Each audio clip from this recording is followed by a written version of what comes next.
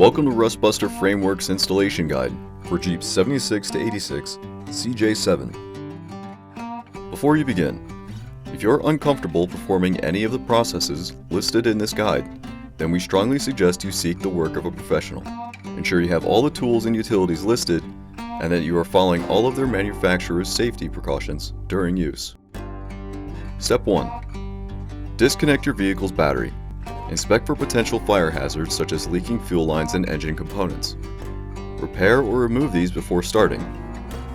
Finally, clear the work area of any safety hazards. Step 2. Lift or jack your vehicle and support it with jack stands. Remove any factory or aftermarket accessories and drop your gas tank for purposes of safety and to gain clear access to your vehicle's frame. Step 3. Remove any lines or hoses from the immediate area and remove the 2 body mount bolts and bushings from the existing crossmember.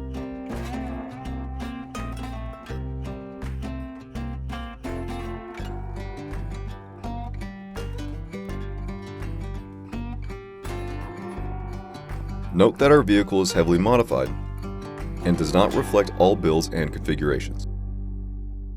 Step 4. Begin cutting and removing the crossmember and flanges.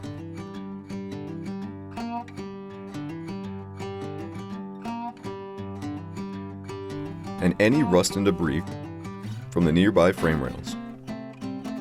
Clean and grind down the frame, revealing bare metal. Step 5. Push the part into place using the body mount bolt holes as reference points and make a quick tack weld. Remove your body mount bushings if you reinstalled them during this process. Step 6. Completely weld the part to the frame around all edges.